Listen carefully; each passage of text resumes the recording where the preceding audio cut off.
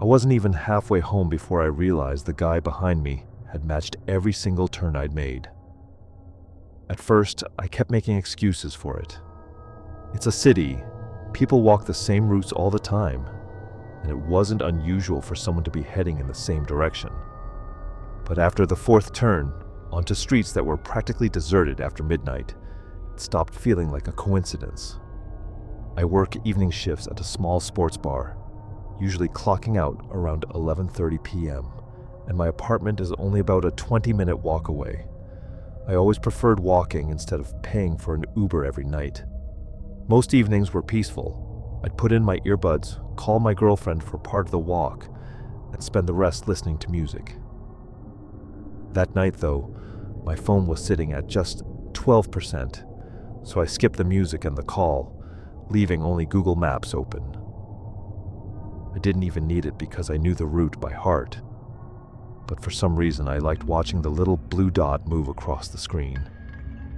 It was a cold Thursday night, one of those nights where the silence makes every sound seem louder because almost nobody is outside. About 5 minutes into my walk, I crossed an intersection and noticed a man standing outside a closed vape shop. He wasn't doing anything particularly strange, just standing there, staring down the street. He looked to be in his mid-30s, wearing a gray hoodie, a baseball cap, and holding a plastic grocery bag loosely in one hand. As I walked past, he glanced up at me for a second before starting to walk in the same direction. I barely gave it another thought until a couple of minutes later when I turned onto a quiet side street and he turned as well. Still, that wasn't enough to alarm me. Then I made another turn, and he followed. Instead of looking over my shoulder, I used the reflection in the dark window of a closed storefront. He wasn't close, maybe 60 or 70 feet behind me, with his head lowered, walking at almost exactly my pace. I told myself I was just being paranoid. Plenty of people walk home late at night. But then I slowed down to tie my shoe, and he slowed down too, not dramatically, just enough to keep the distance between us almost exactly the same. My stomach tightened. I stood up, continued walking, and pulled out my phone, pretending to answer a call. "Yeah, I'm almost there," I said aloud, hoping he'd hear me. There was no one on the other end, of course. Nothing changed. A few blocks later, I deliberately crossed the street for no reason, and after a moment, he crossed too. That was when I finally looked directly behind me. Our eyes met for less than a second before he casually looked away, almost as though he'd been expecting me to notice eventually. I briefly considered confronting him, asking what his problem was, but every story I'd ever heard about situations like this warned against escalating them, so I kept walking. I knew there was a gas station a few blocks ahead that stayed open all night, so I decided to head there instead. Halfway there, my phone buzzed with a low battery warning, 5%. Perfect. The sidewalks were completely empty, no cars passed, and the only sounds were our footsteps echoing beneath the orange glow of the streetlights. Mine first, then his, always behind me. He never sped up or slowed down enough to close the distance. He was simply there. I reached the gas station and went inside. The cashier was stocking drinks while I grabbed a bottle of water I didn't even want, and spent far too long pretending to compare candy bars. Every few seconds I glanced toward the windows. The man walked right past the entrance without coming inside or even looking in.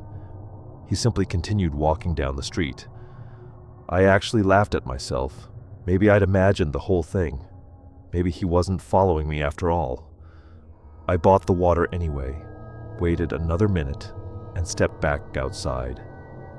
The street was empty. Problem solved, I thought. I headed toward my apartment, but about 4 minutes later heard footsteps again. I looked over my shoulder. The same gray hoodie, the same grocery bag. Somehow he'd looped back around, and this time he was only about 30 feet behind me instead of 60. For some reason, that unsettled me far more than before. I started walking faster, and he did the same. Not enough to catch me, just enough to maintain the same distance. I ducked into a laundromat that was still open. Inside, an older woman folded towels while a college student sat staring at his phone as his clothes tumbled in a dryer. I lingered there for almost 10 minutes, pretending to text someone. Eventually, I looked outside but couldn't see the man anywhere. The older woman noticed me peering through the window and asked if I was okay. I forced a smile and admitted I thought someone had been following me. She glanced outside and said she didn't see anyone. Saying it aloud made me feel ridiculous. I thanked her anyway and left. My apartment was only about 8 minutes away now. Surely if he had been following me, he'd be gone by this point. The first few blocks were quiet, and then I heard footsteps again. My heart dropped. I turned around and saw him once more. This time he wasn't pretending not to notice me. He was looking directly at me while walking, still carrying that stupid grocery bag. I crossed another street. He crossed too. I stopped walking entirely, and after a brief delay of a couple of seconds, he stopped as well before awkwardly looking around as though he'd suddenly remembered something, and continued walking directly toward me. I didn't wait. I turned and walked as fast as I could without actually running, because once you start running, it somehow feels like you've admitted that something is terribly wrong. When I reached my apartment building, I realized another problem. If I went inside, he'd know exactly where I lived.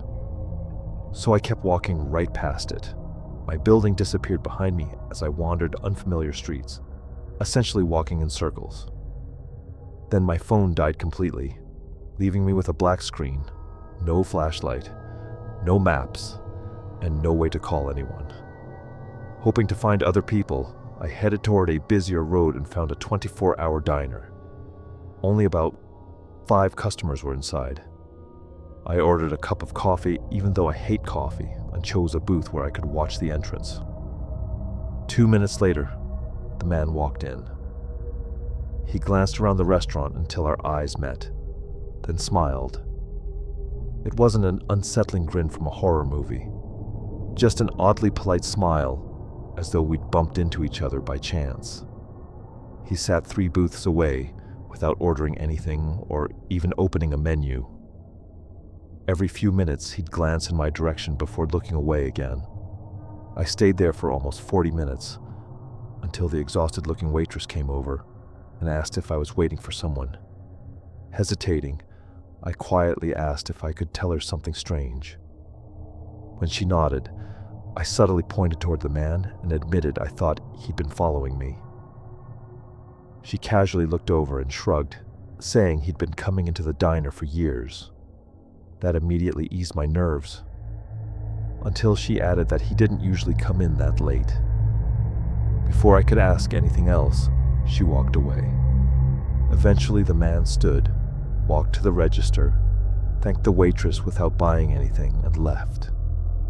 I waited another 15 minutes before finally stepping outside, only to find him standing across the street, pretending to look at his phone. The moment I walked out, he started walking. I immediately turned around and went straight back into the diner.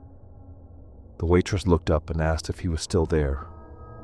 When I nodded and asked if I wanted her to call someone. This time I didn't refuse. She called the non-emergency police line and explained that a customer didn't feel safe leaving because another man appeared to be following him. Coincidentally, a patrol car was already nearby and arrived within 10 minutes. The officer came inside first to hear my side of the story before going outside to speak with the other man.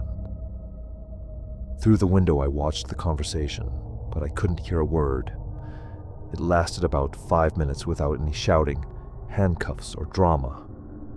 Eventually the officer returned and explained that the man claimed he lived only a few blocks away and believed I had been following him all night. I actually laughed in disbelief. The officer explained that every time the man tried taking a different route, I appeared to turn onto the same streets. I described the gas station, the laundromat, everything that had happened. After listening patiently, the officer shrugged and suggested that perhaps we'd both convinced ourselves the other person was stalking us. I wanted to believe that explanation until he mentioned one last detail. The man had admitted he only entered the diner because I had gone inside first. When I asked why, the officer quoted him exactly. I wanted to figure out why the guy kept watching me. My stomach sank. The officer offered to drive me home, and I gladly accepted. As we pulled away, I looked through the back window and saw the man still standing outside the diner, holding his grocery bag and watching the patrol car disappear into the night. Maybe he truly believed I was the suspicious one. Maybe two complete strangers accidentally spent more than an hour terrifying each other because neither wanted to admit they were afraid. Or maybe that wasn't the truth at all. What continues to bother me is something I realized a few days later. Out of curiosity, I checked Google Maps and discovered that my route home and the neighborhood where he claimed to live weren't even remotely in the same direction. If he had really lived where he told the officer, he'd gone nearly an entire mile out of his way before either of us ever walked into that diner. I've never taken that route home again. Not because I'm convinced he intended to hurt me, but because I'll probably never know whether I spent that night escaping someone dangerous, or whether two strangers became trapped inside the exact same spiral of suspicion until neither of us could tell who was following whom.